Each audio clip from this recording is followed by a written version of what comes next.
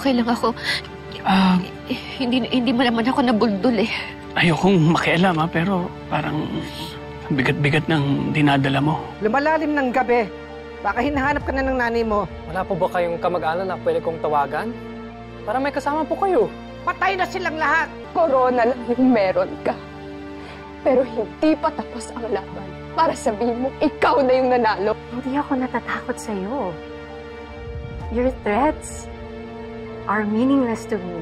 Hindi ako papayag na ganun na lang yung mangyayari sa akin. Gagantihan ko siya. Anong ginagawa mo dito? Dito ako nagtatrabaho. Ikaw, anong ginagawa mo dito? Ikaw yung naghahanap kay Madam Masinda? Excuse me, Rosel? Madam, may bisita po kayo. Anong ginagawa mo dito? Hayop ka! Paano mo ako natutunan? Anong kailangan mo? Ate. Anong ginagawa mo dito? Hayop ka! Tama ka sa musyon. Para ano? Ate. Ang tagal mong nawala. Ni Honey ho, hindi ka nagparamdam. Tapos kayo bigla kang susulpot dito. Ano inaasahan mo sa akin? Matutuwa ako? Patawarin mo ko. Alam ko malaking kasalanan ko sa pamilya natin. Patawarin mo ko. Huwag mo akong hahawakan! Hindi lang pagkukulang ang kasalanan mo! Ikaw ang pumatay sa mga magulang natin! Walang kapatawaran ang ginawa mo! Lumayas ka! Lumayas ka! Patawarin mo ko, ate. Layas! Lumayas ka! Lumayas ka! Lumayas ka! Layas!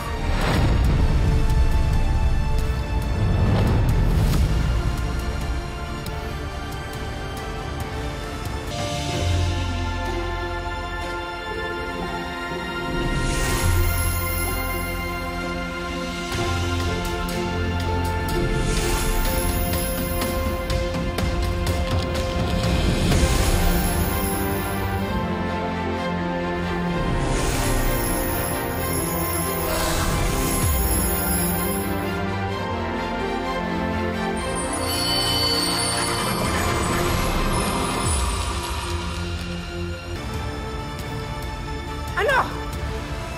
Masaya kayo? Nakanood kayo ng libre eksena? Tapos na!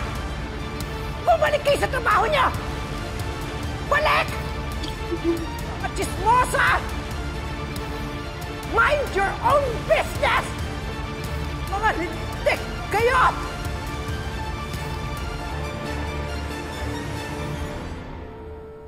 Nakwento na sa akin ni Kuya. Umabot ka pala sa coronation ni Belle. Oo nga. Last minute. Buti nga nakadating ako eh. Oo nga. At least nanalo si Belle. Naging proud ka rin naman sa kanya kahit papano.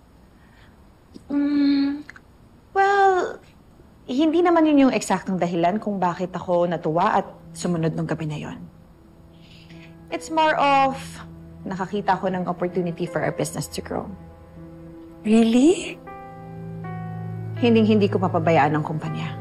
I will do whatever it takes para masalba to.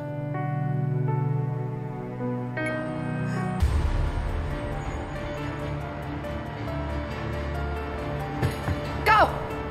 Magtrabaho ka na!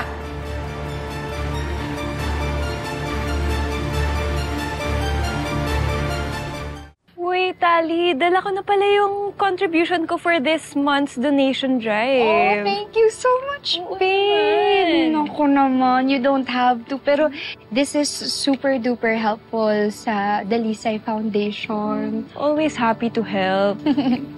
Hi, girls. Oh my gosh, hi, babe. Hello. How are you? I'm good. I'm good. Share? For your chocolate. Ang dami naman nito. Of course, babe. Wow, thank you so much, babe. Thank you to you din for always organizing this every month. I'm sure madami kang natutulungan. Well, alam niyo naman, malapit yung puso ko sa mga bata, sa mga taong nangangailangan. So, thank you then, guys, for helping out. Of course, we're always happy to help. You know what? I'm actually free this weekend. Are you free? Yeah, if You wanna come? Yeah, we should go.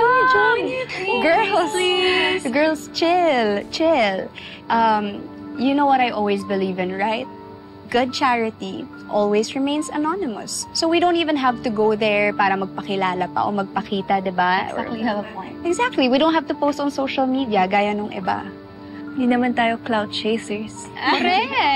Correct. Oh. This must be the coordinator na of the Dalisay Foundation. I'll just check on this. Thank you so much, guys. Love ya!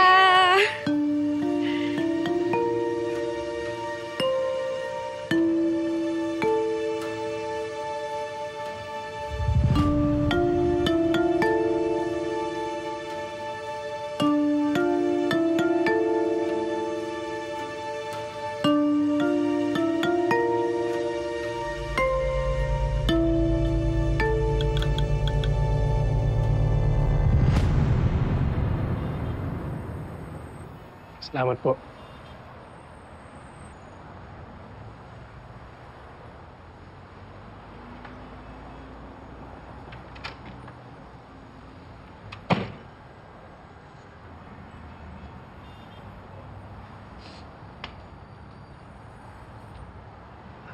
Aling Jacinta, akala ko po wala kayong kamag-anak.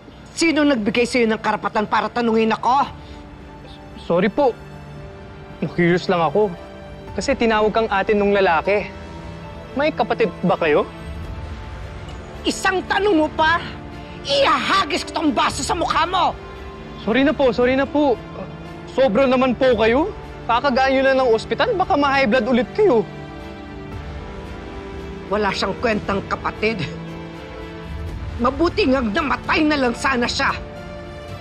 Aling Jacinta, kapatid nyo pa rin siya. Pamilya nyo pa rin siya. Wala kang alam. Kaya huwag kang makialam.